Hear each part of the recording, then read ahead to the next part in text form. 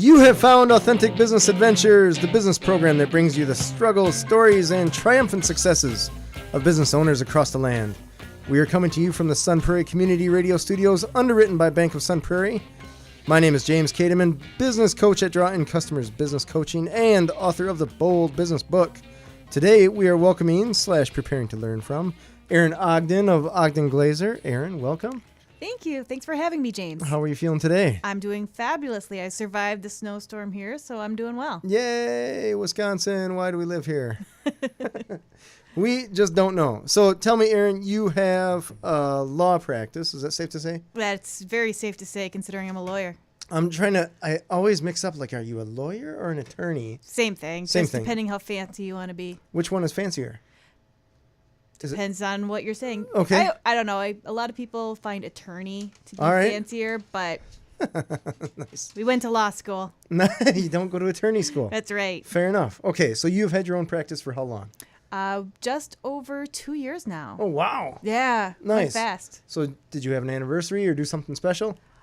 We hired someone. Well, nice. That counts. Awesome. Yeah. So so it's OgdenGlazer. Yep. Which means that you are Ogden. I am. Who Jeff is Glazer? Glazer. Okay. Is Jeff Glazer. He's also my husband, so that's always fun. That works out well. But he's also a full-time professor at the UW Law School's Law and Entrepreneurship Clinic. Oh, well. So this is his kind of part-time gig. About 2 years ago, I said, Jeff, I have an idea that you can't say no to. We're starting a firm. Sure.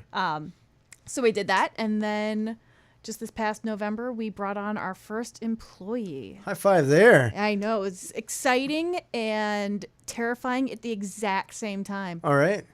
Because all right. when you do that, I mean, although we're an attorney and we know, like, the steps, all of a sudden you now have somebody else's salary. Right. It's depending on you doing stuff. Because regardless of how well you're doing, you always know if it's you, at some point, you can eat ramen noodles for a week, right? Yep. And now all of a sudden... Mac and cheese is delicious. Right. And now all of a sudden you're like, I can't tell my employee.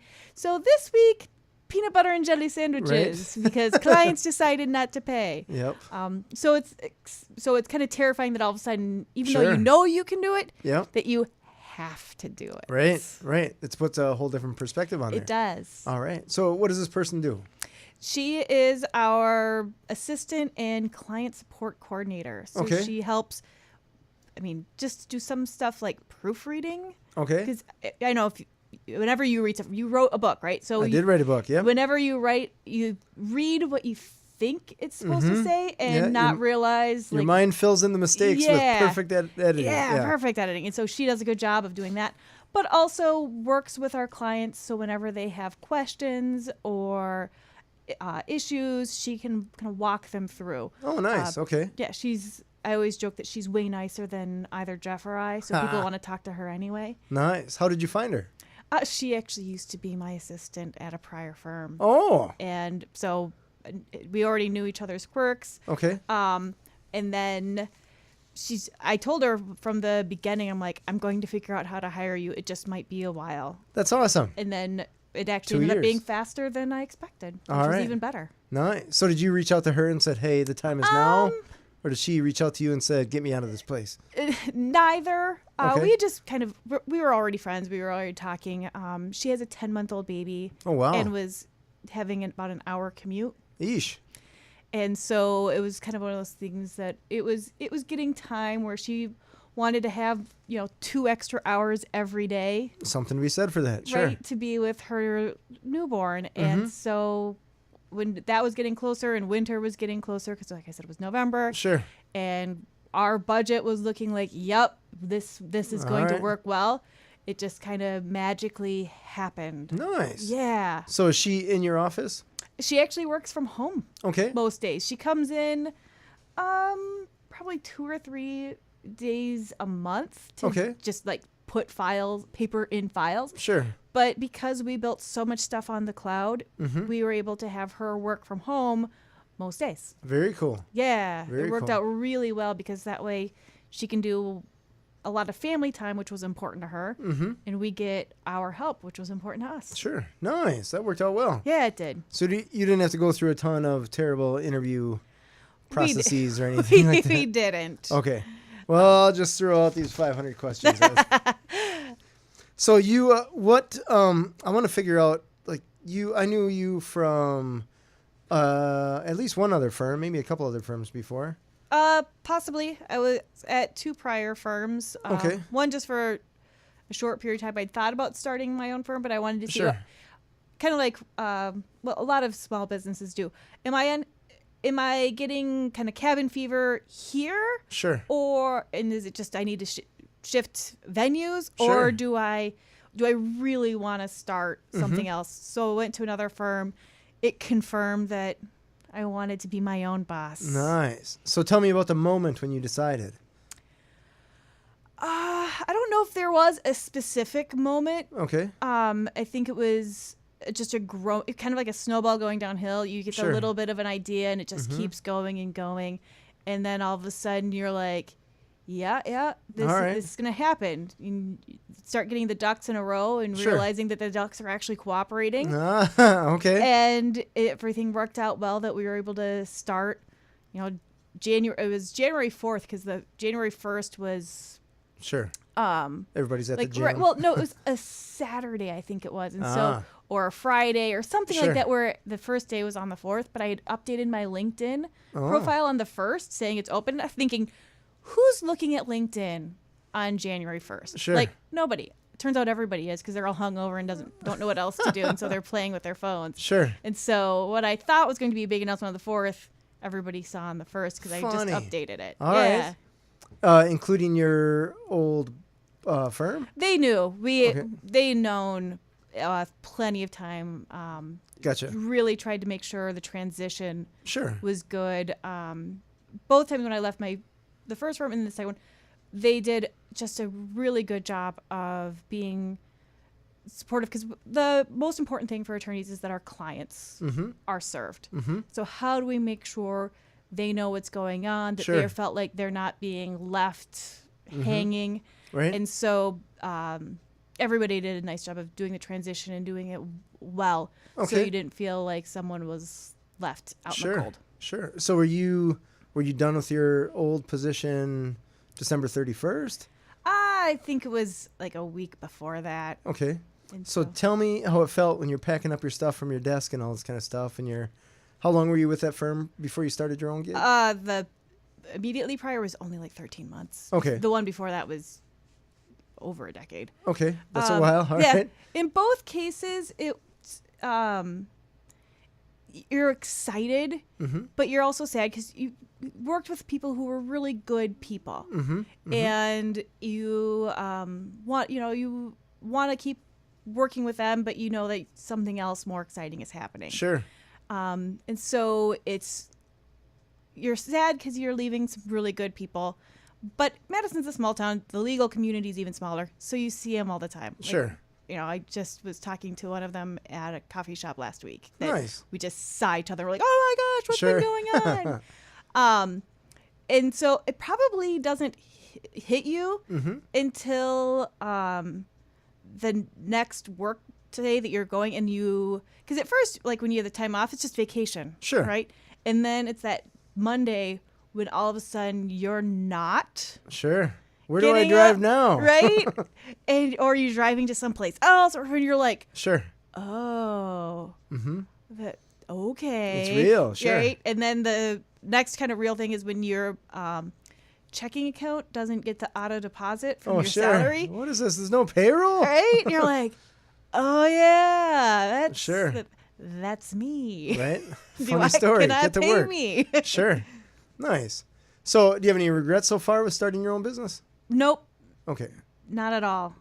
All right. So you felt the time was right or right enough? The timing was right. The just everything worked out well. I mean, not to say that there aren't times where you're like, holy crap, what have I done? Sure. I mean, I think you're either really lucky or really not paying attention as a small business owner. Sure. You haven't had totally that thought. Absolutely. But it's the moments of holy crap, what have I done? And holy cow, this is awesome. When you look, on the balance, the holy cow, this is awesome happens way more often than the oh no.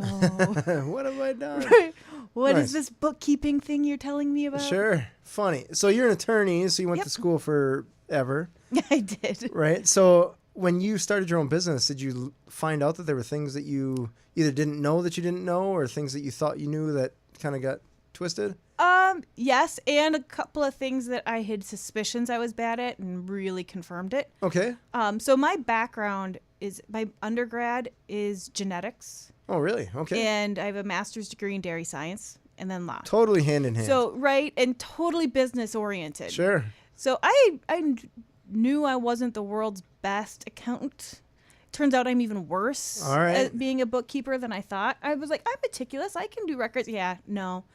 I learned that I need to hire out bookkeeping. All right. And one thing I keep joking with my clients is, it's so much easier to tell someone to do something than to do it yourself. It is. Very true. I mean, I tell clients all the time, oh, you have to do this, and you have to keep these records, and you have to, and it's really easy to say this is what you need to do. And then even though I know it needs to happen and what the consequences are to do it myself, I'm like, oh, right. I do have to have these, books and records figured out and sorted out and done. And so it's been, I think, made me a much better attorney. All right. To realize what my business clients go through. Because when you're an attorney, some of it is on your own. You're doing your own client development. You're doing a lot of stuff. Sure. But a lot of it you're not having to do when you're at a firm with other people. And all of a sudden, I'm the one who's making those decisions. Sure.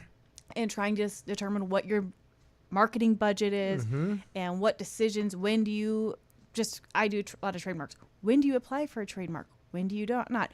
What does your budget say? Sure. Versus the risks that you have to do it, and having to actually make those decisions rather than just say you have to make them. Sure. World of difference. World of difference. Funny. So then you understand business owners have quite a few plates in the air. Oh, yeah. So sometimes when they may not get back to you right away or something where you're just like, seriously, all you have to do is check this box, move on with your life. And realizing how quickly that email goes below the fold. Sure. And it just isn't the top priority. Sure. It's shocking that I am not the top priority in everyone's life. I know. But I'm having to learn that. I still am having to learn that. Because I'm like when I'm chasing book reviews from people and you're doing everything you can to get book reviews. You're like, seriously, all you got to do, it's like 10 seconds of your life. Here's the link. Like super easy. But realistically, they got 500 other emails that are money-making emails for them or much more important, right? Well, maybe not even much more important in the overall thing, but they have pressing things. Like, if there's something that can be put off and there's something that can't, right? You have to do that. Or you have 20 10-second things. Well, all of a sudden that takes up a lot of time. Right, yep. And so you just have to learn how to politely remind people, because that's one thing I found of like, oh, you know what? Those reminders aren't nagging. They're helping me reaffirm what it is. And sometimes it's nagging, and that's okay. As long as you either have to let them know enough with it. Right. I got it. Or, thank you. I totally needed that reminder.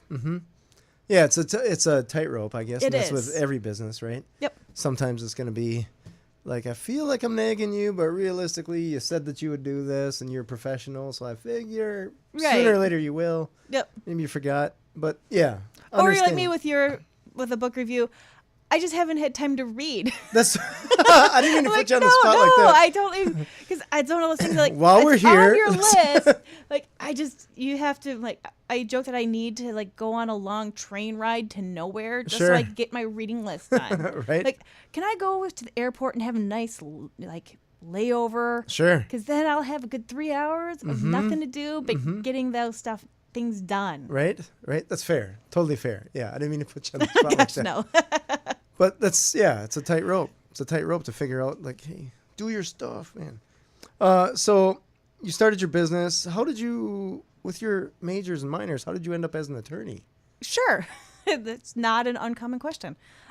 So while I was finishing up my undergrad, I was trying to determine what I wanted to do with it. Okay. And I was working at a cardiovascular research lab, realizing that I did not want to pipette for the rest of my life. All right. So I'm like, I don't think that the PhD route's for me.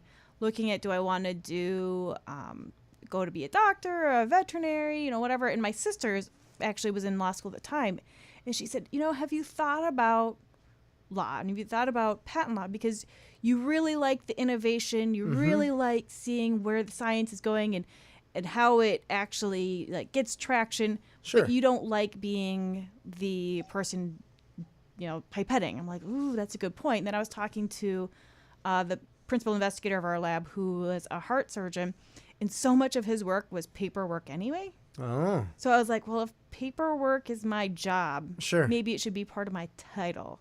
Fair.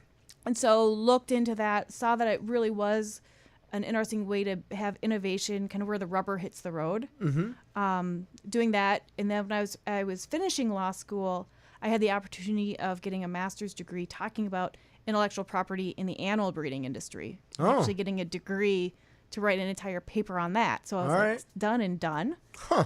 So I got my master's degree after my law degree, which I wouldn't recommend always doing, but it worked out really well for me because I got to dive into something that was crazy interesting, because I grew up on a farm. So talking about dairy science and innovation and law, it was like the perfect storm. Really? Interesting. Yeah. Okay. Huh. So that sounds pretty cool. So you ended up with it, and I've always been curious, how big of a deal is the bar? So interesting, here in Wisconsin, if you graduate from a law school here in Wisconsin, you don't have to take the bar. Oh. It's called the Diploma of Privilege. Okay. Only state in the nation now that does that. Really? Okay. Yep. I actually went to law school in Chicago. Okay. And so I did have to take the bar. Okay. It's a lot, but I find that it helped me be a better lawyer, because a lot of times when you're like, how bad can it be? It's not as bad as the bar exam. Right. And it also teaches you how to issue spot and you learn a broad range of things. Okay. And so it kind of forces you to learn how to see a broad range of issues and how they interconnect. Okay. And it puts you through your paces. All right. I mean, you will buckle down and you will study for it, or you get to do it again and again and again. And so now whenever you have a big project at work or whatever, and you're like, oh my God, you're like, well, this isn't the bar exam. Right? So it's not going to be 2 days of testing that my entire career depends on. So how bad can it be? But it was great because when I studied for the bar, I actually was training for my first marathon. Oh, wow. So I would study. And then I would, until I got tired of studying. And then I'd essentially run until I got tired of running. Sure. And then go back to studying. All right. So your brain can process while you're running. Exactly. And it kind of gives you the break. And then when you get done running, the only thing you want to do is sit down. So it gives you an excuse to sit and study for that. So it was great. So is it multiple choice? Is it fill in the blank? Or is it? So I took the Wisconsin bar, and the first day was all essays. Okay. So I think it was 8 essay questions that you had to write. Sure. And then the next day was multiple choice for the multi-state bar exam. Okay. So can you give us a ballpark, just an example of an essay question? I remember the one that freaked a lot of people out was that you had somebody who got in a lawsuit, won, and they had damages, so they were awarded money because they won their lawsuit. Sure. Some of it was related to actually recouping the money that they've had to spend on doctors and things like that. Some of it was for future lost earnings, and some of it was for punitive damages. Okay. For because the other person should have gotten penalized. Sure. So given those 3 things, how are they taxed? Oh, interesting. Okay. And so knowing the difference between how each of those were taxed. And a lot of people were freaking out because the bar exam courses that we had taken at the time were like, Wisconsin hasn't asked a taxation question in 30 years. Sure. So just going to skip over that thing. But I had taken tax law in law school, and I was like, well, what's the harm in reading it? Sure. And so when I got to that question, I was like, I know this one. I know this one. It didn't even dawn on me that you'd have to pay taxes on punitive damages. And that's the one that you would have to pay taxes on. Interesting. If I remember correctly. I don't do a lot of litigation. We won't or hold you tax to it, law anymore. and we will presume that anybody listening to the program is not going to use this program as their only source of law and tax advice. I would recommend talking to a tax attorney and an accountant regarding that if should you get any punitive taxes. Sure. Or I heard on this radio program sometime. Clearly a solid piece of work. I treat it as gospel. Absolutely. Which realistically, anything else we say probably should be treated as gospel. But, so tell me, in regards to your business, there's always going to be some challenges that you have to overcome, right? Mm-hmm. So what is a big challenge that you're trying to overcome right now? Well, I think one challenge that is always being faced is figuring out what you're good at and what you're not good at and how you can delegate that. Sure. What you're not good at. All right. How have you solved that? Well, one thing, we hired Jerry. All right. Right.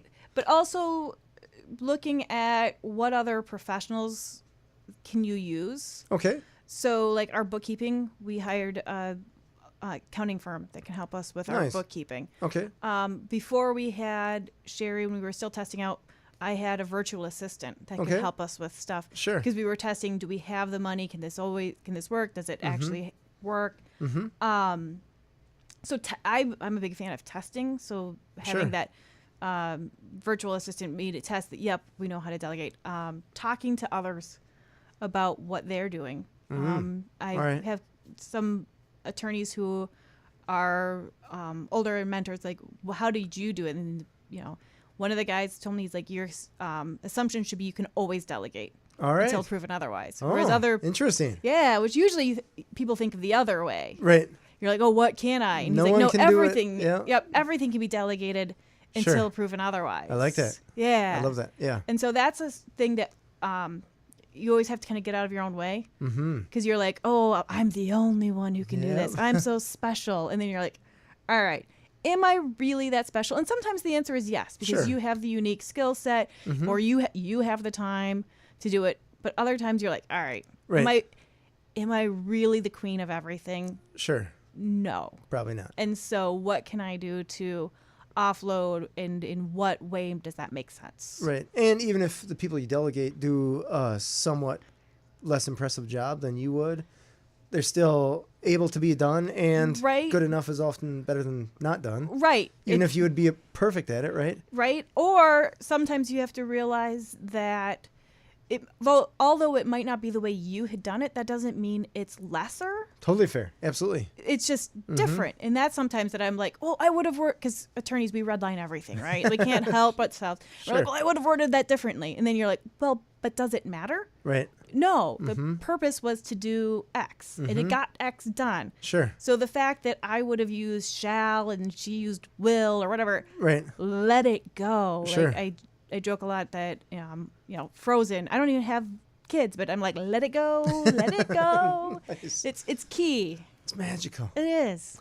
And there's the whole idea that you didn't start your law practice to do bookkeeping. No. So even if you were good at it, right, you wouldn't be like, yeah, today's bookkeeping day. Yeah, it's like, so Jeff Glazer, he has business degrees. He has an MBA. He's good at that.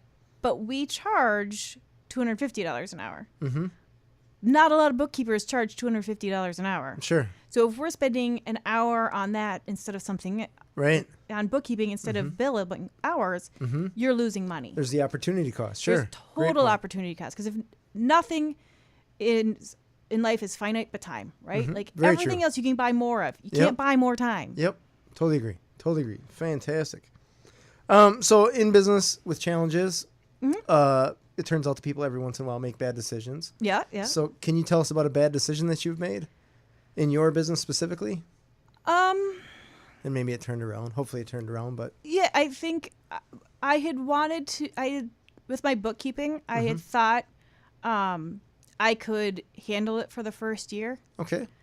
And I thought, oh, it'll make me feel better, because I can do this. Sure. And that I can... it'll help me understand it better. And it was a mistake to do that. I should have listened to the inner voice that said, delegate this sooner. All right. We were trying to be conservative in our budget. We were trying to do it. But the fixing of my books probably cost as much as if I had just hired it to begin with. Sure. So I think that's one of those things that listen to those inner voices that say this isn't going the way you thought it was. Sure. And seek out that advice, because a lot of times, and I see this a lot in law, it costs way more time to fix than to prevent. Sure. And so that's one thing that I should have listened to my voice a little bit earlier on and said, this isn't your thing. This is not your shtick. Sure. So let's pull in someone who is, because there are lots of people who that's their love of life. Right. And it is not mine. Bookkeeping, are we talking specifically? Okay. Bookkeeping. That's but an other odd things, lot. Okay. So I have a friend who's an accountant, and that's like to her soul. Wow. She has said, I would much rather be with my spreadsheets than other people. And because that's her, that's her joy. Okay, sure. And I think that sounds possibly close to a definition of a very bad, warm place. Sure. You know, like, ugh. Right. But that's her thing. Mm-hmm. And so just like people who want to say, hey, I have this 30-page contract for software licensing. You want to read it? Sure. Most people are going to run screaming. I'm like, yes, gotcha. That's my jam. Sure. And so doing a better job of realizing what your jam is and what other people's are, and take advantage of that is the way to go. Nice. That makes sense. Oh my goodness, I can't believe someone wants to spend more time with spreadsheets than people, but maybe they've had some bad people in their life. It's just, we tend to be more extroverted than most James. Sure. And totally fair. And some people, that's what they like. And she likes to see how, because math makes sense, right? And everything, if you just look at it right, it will make sense. Right. You could argue that people don't. Right. Always. And a lot of people do not make sense. Sure. Hence the need for attorneys. That's right. Yay. So every once in a while, I imagine you get some time off. Yep. So maybe during the day or weeks at a time. I'm not really sure. So tell me, what do you do to relax? Well, I do like to read, in spite of the fact that I haven't had a chance to lately. I love to be outdoors. So running, hiking, canoeing. Do you still do marathons? So I would like to, but last Memorial Day, I broke my leg. Oh no, that's right. And so I have had a hiatus on my running for a while, but already trying to figure out what the next thing can be once everything's working correctly again. Sure. So coming spring, we're talking in a few months, will life be better? It's feeling better. I'm not sure I want to put the load of even a half on it yet, so we're looking more late summer, fall. All right. I have a good friend who we tend to try and find one every year. Oh, nice. Okay, so when you say we, you're talking this friend, you guys will find something to do? Yeah. Gotcha. So we're looking at something like that, but we'll see. It's one of the things that both in business and in life, you got to figure out what load makes sense. Sure. Because if you keep doing something that's for kind of body, if it hurts, it hurts for a reason. Mm-hmm. So figure out, does it make sense to keep doing this? And that's same true with business. If something's just, if it's hard, that doesn't mean it's wrong. Right. But if it's just not working, look to see if that's what needs to happen, or do you need to pivot or find a different plan of attack? Because maybe, to go back to this, maybe biking is the better approach. Sure. Or maybe it's just go through it a little bit, but don't keep pounding your head into a wall. Right. It's interesting that you say that, because I'm a pusher. Yeah. So I will, you pick out your goal, right? And I'm just going to push, even if after pushing for a little while, you realize that it's just a stupid goal. You have to change your goal, right? So I could be like, hey, I can see stars in the sky. I should just reach for them. And then be like, well, I can't quite reach them. I should get a ladder. Right. A ladder hasn't worked. Maybe I should get one of those bucket trucks, right? And I just keep without, even when you realize that you're not going to be able to touch a star, and even if you could, you wouldn't want to. I'd be like, nope, that was my goal. I'm going to do everything I can to do it. I mean, there's part of the thing where you like aim for the moon because even if you miss, you land among the stars. Sure. And there's, rainbows, right. unicorns. And there's also a point of that you just have to sometimes push through and get stuff done. And, sure. Part of the reason you do stretch goals is because even if you don't reach it, you've gone a lot further than you usually do.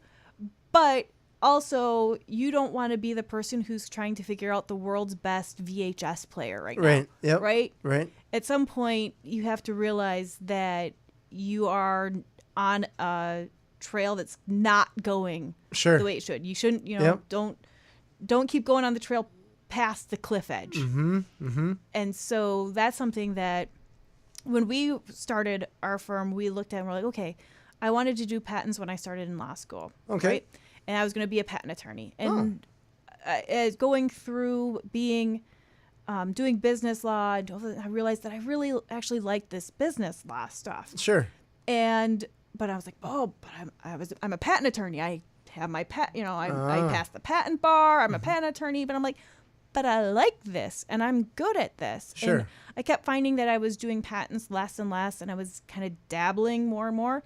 And you don't want to dabble in patent law. Right. And there are a lot of really good patent attorneys in town. So I realized when we started our firm, I can let the patent stuff go, even though I'm a patent attorney. Sure. But let that go. Focus on what I am liking, what I am good at, and build strategic relationships with some of those patent attorneys. Sure. So that way I can get my clients the best services possible. Uh-huh. And I'm not dabbling. They're getting better service. Everybody kind of comes out ahead. Sure. So I had to let go of the fact that I'm a patent attorney. Uh-huh.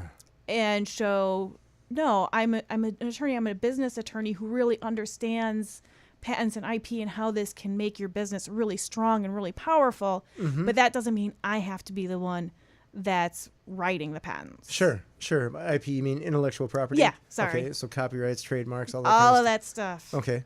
All right. So I noticed in you saying that, I think that's how we originally met, is you were giving a presentation on something like that. Probably, yeah. And I also noticed that you blog quite a bit about stuff in that regard, right? Yep. So can you tell me about your blogging and how you do it, how you decide what to write about, and if you enjoy it? Sure. There's a quote somewhere along the way, and I don't remember who said it, but it says, I hate writing, but I love having written. Oh. And so sometimes the blogging feels like that, where you're like, oh, I have to write a blog post. And then when you get done, you're like, this was awesome. Sure. Why was I dreading it? Totally relate to that. Exactly. And so one of the things that kind of got me started on it was I get a lot of the same questions from people. Okay. And so instead of me just always like doing one email at a time, I knew I could write a blog post and people would already be able to find that question. Sure. That answer a lot of ways. Or when someone asks me, I can just say, check this link out. And in that link, and maybe then they also look through other blog posts and don't have to email me 3 more questions because it's already there. You make me feel good. You make me feel good because I just had that happen. I was having some clients and some other people were asking me in regards to focus. How do you get it all done? Yeah. How do you focus, right? And I was like, oh. And I started to write this, Jerry Maguire dissertation email, right? I'm like, wait a second. And I turned it into a blog. And then the email was just like, you know what? Here's a link. Yeah, it's perfect. I love it because then, and I've had clients and referral sources say, I love it because then I can forward that. I feel better forwarding it because I don't want to have someone see because if you do an email to them, maybe it's more specific. Right, which can be good, but then they can't forward it on to somebody else. Yep. And if they're asking me, they're usually asking other people the same question.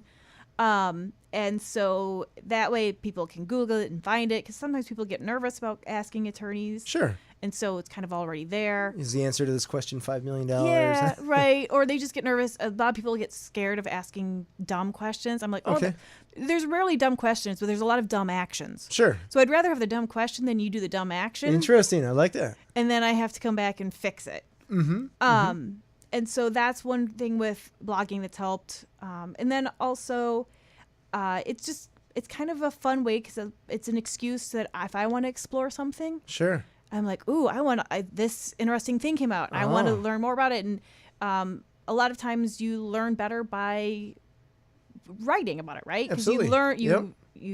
download all the information, you read it, and then once you convert it into your own words, it sticks better. Totally agree. So there's a lot of that learning. So you see a lot of blog posts that come from questions that I've received. I tell a lot of my clients, you're my muse, like help me figure out what I'm going to write about this week. Right. But also a lot of times you'll see where I'm just interested in a topic and I want to explore it. Sure. And so you can see tends to be those two different types, and you can usually see which one's which, because one is a little more like, oh, this is what it is, and one starts getting a little too esoteric and academic, and that's usually when I'm like, oh, this is a really interesting thing. So when you put your blogs out there, you put them up on your website? Yep. And what's your website? OgdenGlazer.com. Will you spell that out for us? OgdenGlazer. .com. Okay, easy. One very nice word. Fluid. Yep. So you put your blogs up on your website. Do you also put them on LinkedIn or any other social media? Or? Yeah. So I will put it out there. I do it on LinkedIn through the share. I don't do the copy paste into LinkedIn. Oh, the articles. Or the articles. Like I did that for a little bit, but I realized that I was spending time copying and pasting and doing all this stuff. And again, my time is money. I know exactly how long. And so I'm like, am I getting more bang for my buck? Sure. And I wasn't finding that ROI. I know other people do. I wasn't. So I'm like, that way. Enough of that. Right. And so you can find it on my LinkedIn, my Twitter, and our Facebook page. Okay. Nice. So you are one of the people that tweets. I do. All right. How do you like Twitter? I'm always curious about that. I like it, but I know people who are much more into it than I am. Sure. I like it because sometimes LinkedIn and Facebook can get too wordy, and I like the constraints. Sure. I like that it tends to be a little faster and quippier. Sure. I follow probably more news sources on Twitter than anywhere else. All right. Because I can just load up my thing and search for hashtags easier. Sure. So I like it because of that. Jeff likens it to a bit like a fire hose, where it's just information flooding by all the time. Sure. And so you kind of stick your head in, look and come out. Yeah. I think it's a little less that because you can tease it out a little bit. Sure. Yep. But yeah, I work with a lot of tech people. A lot of tech people tend to be on Twitter. Okay. So it fits my demographic well. I Gotcha. think with social media, that's really important. Figure out where your audience is and go there. Sure. Our Facebook page isn't super active because not a lot of people are looking for their trademark attorney on Facebook. Turns out. Right? It's just not but family law, yeah. Sure. Estate planning, yeah. Just tend not to be that. They're looking more at that LinkedIn. They're looking more at Twitter. Sure. For that type of information. Sure. That makes sense. So I wanted to bring this up because you're a woman. I am. You're a woman who started her own business. I am. And recently, after talking to some women that have started their own business, me being a guy, I am oblivious to some of the challenges. Well, actually, every challenge that other people face in starting their business. Because I assume, like, hey, if I can start a business, I'm pretty sure anybody could. Yeah. Or at least most people. But I wasn't aware that there's some challenges in one being a woman and then starting a law practice. I'm sure there's some challenges I'm not even aware of, whether you're a man or a woman. Mm-hmm. So would you be willing to talk about some of the challenges that you've had with being a woman starting a business? Sure. And it's both being a woman and being an attorney general. I get a lot of someone will call call my direct line. Yeah. And I'll be like, hello, this is Erin. Yes, I'm looking for attorney Ogden. Oh. I'm like, the attorney. I'm like, still me. You're kidding. Yeah, I just had that a week or so ago. You're kidding. Yeah. That blows my mind. Yeah. So, part of it is I think that they're not, a lot of times people don't expect attorneys to pick up the direct line, which I don't get. Okay. That's fair. So I can appreciate that. So sometimes sure. I think that they're thinking they're talking to a receptionist, and so it doesn't get right away that, she has said this is Erin and I'm calling Erin. Sure. But I also get a lot of it because they're expecting a guy, especially if you're doing software or technology, because they're such male-oriented fields. Sure. I get that occasionally with clients where they're like, but I'm doing software, or I'm doing, machinery. And I'm like, mm-hmm. Like they stop women at the door from learning about this? And there are people that can talk probably even more about it. But yeah, there can be a bit of that where, especially women in STEM fields. Okay. Women don't do math or aren't interested in it. And that's something that I mean, like I said, I have my background in genetics. I was often one of the few women in the field. You know, and so you get that a lot where they're kind of taken aback that you are a woman and you do know how to do calculus. Sure. That's so bizarre. Or I do know what a socket wrench is and how to use it. Sure. So I've thrown a couple of guys that they'll be talking about engines and I'm not a big motorhead, but I know what torque is. And they're like, what? We can talk about engines. Yeah. This show just got 3 hours longer. I used to be a mechanic. So. Oh, really? Yeah. So I did not. But I definitely helped my dad with things. So I've been greasy up to my elbows for sure. That is so bizarre. That people, I understand there's certain stereotypes that, universally, I get it, right? Sometimes stereotypes save time. But when it comes to something with women in business and stuff like that, I'm like, I've met a lot of women that are way smarter than me. I actually try to hire some. So it's bizarre to me that people have these. So women in tech tend to be, and there's fascinating stuff about women in software, especially in the gamer software. Okay. And really struggling with that. Women in business, especially owning business sometimes. Sure. I'm also I'm 5'3". Okay. You know, I'm short.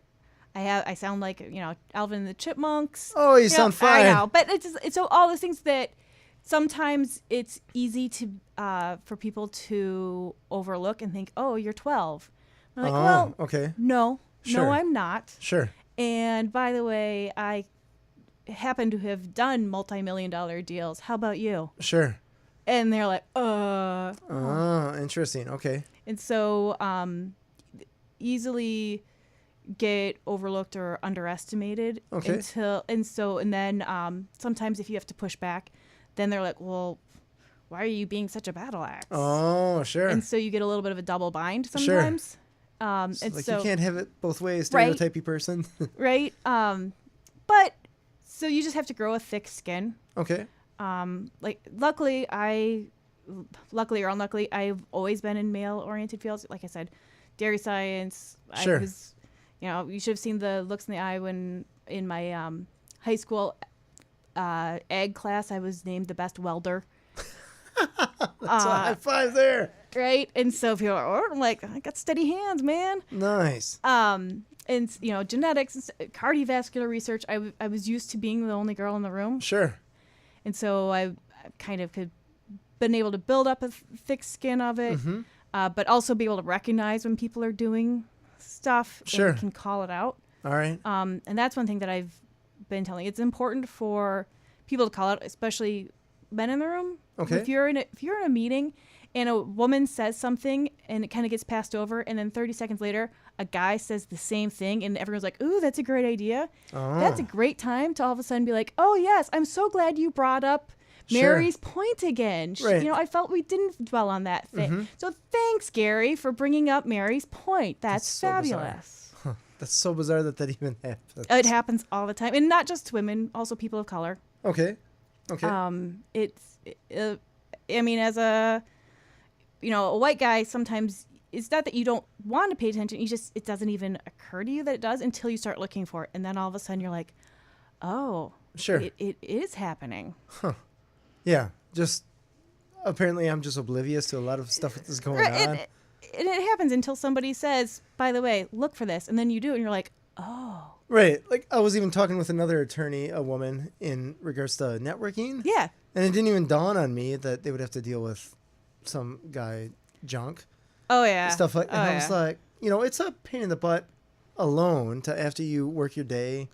Like, oh, now I got to go to this networking event and get over that hurdle of just like, I could just go home and chill out for a little bit. But no, let's go build my business and go here, meet some people I don't know, drink some stale beer. Yeah, get hit on. It's great. That's like, I don't get hit on when I go to networking events, so I assume that nobody did. But no. That's so bizarre to me. Like, I go to networking events, I'm not even thinking about the food. The only reason I go on the beer line is to be able to talk to people, because people are always interested in talking when they're in the beer line. Right? Right, universally, right?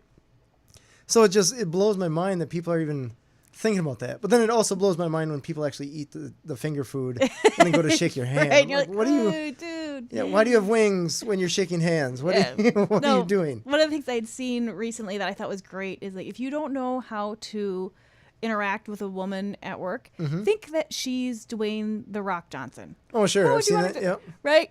You know, would you hit on him? No. I can safely say I would not. Right? And so you'd be like, hey, that's a great idea, Dwayne. Let's do that. Maybe that's a good approach. It seems bizarre to me, because I think, like, okay, let's say that it was a single person, right? Yep. And I was going to a networking event. I still wouldn't go there to pick someone up, because I'm like, what is best case scenario, right? Right? You'd hope. And yet, I'm just, I think you have Mason Tikkanen. Yeah, well, yeah. So he and I were at a networking event the first time we'd met, and it was so funny because later on we were talking, and the whole time I was like, man, I hope he's not hitting on me. He seems like an interesting guy. He's got an interesting business. I hope he's just trying to network here. And the whole time his thought process was, man, I hope she doesn't think I'm trying to hit on her. She seems like a really interesting person, and I really do want to know more about her business. Sure. So so because it does happen so often that we were both like, oh my gosh, I hope the other one isn't hitting on me. And we weren't. We were actually interested in actually pursuing business opportunities together, but it was kind of funny that we were both like, oh. So when we go to networking events, we just have to put this disclaimer out. I'm not hitting on you. I really want to know what you're doing with your business. Well, I think that in that case, the where we were at, it could tip over to that. But sure. I think just in general, just treat the guy and the girl the same way. Sure. And there's a lot of times that doesn't happen. Like, maybe my name isn't Honey or Dear. Oh my gosh. Somebody called me Honey and punched me in the neck. Or assume that they were joking, because I'm sure it happened before. No. I get a lot of Honeys, Dears. Oh, you're kidding. Sweetie. Sweetie? Occasionally. Eesh. Ugh. That's weird. I don't even know what questions to ask you now. I can't imagine calling anybody sweetie. Maybe it's because I'm not from down south.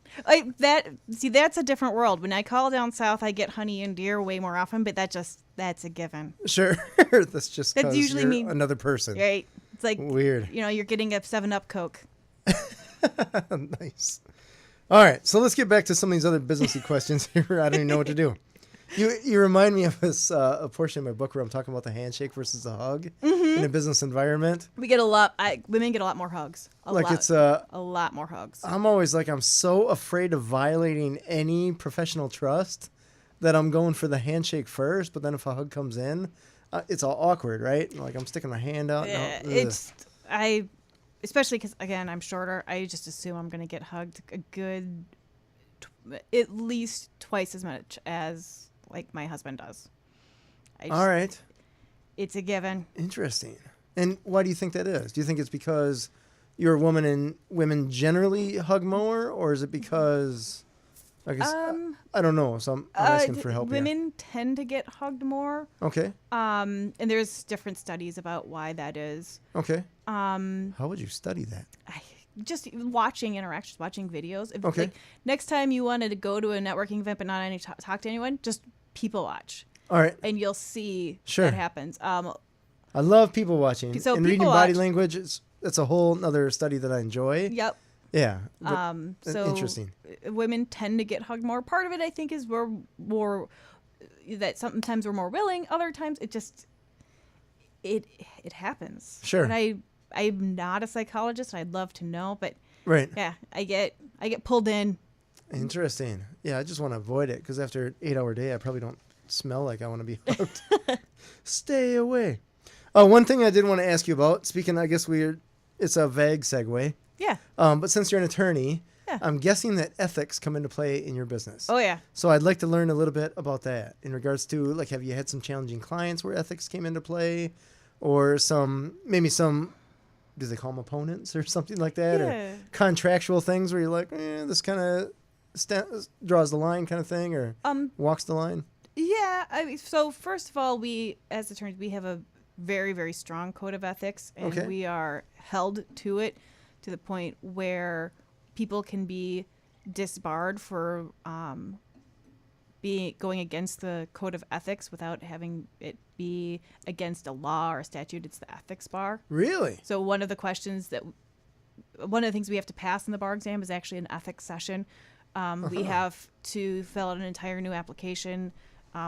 There's referrals that I had to have people that had known me for over 10 or 15 years so they could go back and check. Sure. You have to disclose everything down to like a littering ticket to show that you have the ability to become an attorney.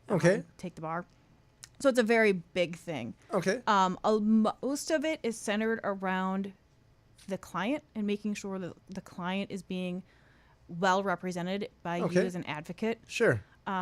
So, I mean, one of the things that happens a lot that I think is unique in the law is some of our best referral sources are other attorneys. Oh, really? Okay. Because if I have a client and somebody else comes into the firm and it could be and there seems to be a conflict between what they're doing and what our client is doing, even if it's not a direct conflict. Sure. But because I know something that could hurt my client but help the other one. Okay. The firm, even though it's two different attorneys, the whole firm can't represent. Oh, wow. That. So one of those has to be taken care of by another attorney. Gotcha. Okay. And so another attorney in another firm. In a completely other firm. Interesting. Okay. And so when you have that happen, they'll say, okay, who can we refer this to that will take care of this client? Mm-hmm. Because they're still our client. We still want to hit, good relationship with them. So who can we refer this that will still have a good relationship? We'll be able to represent them well. Sure. And so then you have to find another attorney. Okay. And so that doesn't happen. Like, you don't have conflicts of interest in a PR firm. Usually, you don't have, marketing of what do we do? But that happens all the time in law firms. Interesting. Okay. And so some of the best referral sources that we have are other attorneys. Uh-huh. So we have, that's an everyday thing of making sure whenever you bring in a client, you have to first double check and make sure you don't have a conflict of interest. Right. Okay. You can represent so I them. can remember when I've called attorneys before, they ask, like, question number 2 after they ask who you are is who you're going after, essentially. Yep. All right. Yep. So that way, and who are the key people, so that way we can make sure that we can be your advocate and you're not wondering who are you actually representing. Gotcha. All right. So that happens all the time. Another thing that happens a lot with clients is is the balance that you have to tell us what's going on, so we can represent you fully. And so a lot of times they'll try and hide stuff from us, and we're like, we're the one person you shouldn't hide stuff from. Oh, sure. But sometimes they'll ask us to do things that we just can't, and so you have to be able to be upfront and be like, that is not okay. Gotcha. We are not your accomplice; we're your advocate. Sure. Right. And that doesn't happen a lot in business, but sometimes every once in a while they're trying to do something sketchy. Okay. And you have to be like, no, that's sketchy. Sure. That's antitrust. Gotcha. Let's talk about why you can't do that. Right. And so part of being an advocate for your client is not just advocating for them on the outside, but also letting them understand what risks they're putting themselves into. Sure. And helping them understand maybe this isn't a best approach for them. Gotcha. Okay. And then saying, and if you want to go that way, then we're not your attorney. Sure. And that happens really rarely. Okay. At least for my purposes, but sometimes I've had clients where I've had to be like, and let's talk about this a little bit. And usually the answer is, I never even thought you could be seen that way. Oh, interesting. Usually it's not their bad. They're not trying to be a bad intent. They just thought this was a cool idea until you're like, no, that, that's a thing. That's collusion. Sure. Nice. So that's a bad thing. And they're like, I was only thinking it this way. Sure. But because you're an attorney, you've seen how things go wrong. You can show the lens a little bit differently. Nice. That's pretty cool. I suppose challenging as well, because then you have to have that conversation. Yeah, but the nice thing with being a business attorney is that you've hopefully built a good, trusting relationship with your client. Okay. And so they're wanting, like, I think most of my clients would be mad if I didn't All right. call them out on something, because that's Sure. what they're calling me for. Okay. Hey, I have this idea. What do you think? Oh, this is great, but this is the other thing. And they'd be, Sure. I would be a bad attorney Mm-hmm. if I didn't call them out and say, hey, I see these potential issues. Gotcha. This is where I see it's going wrong. And this is what we need to do so you aren't doing something wrong. Sure. Okay. So the same way an accountant should point out when Right.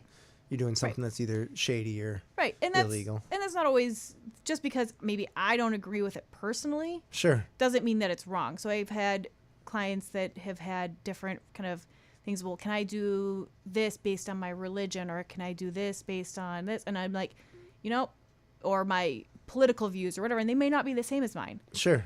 But that doesn't mean it's wrong. It just Right. means that it's not the same as mine. So I have to say, okay, this is what your path is. Sure.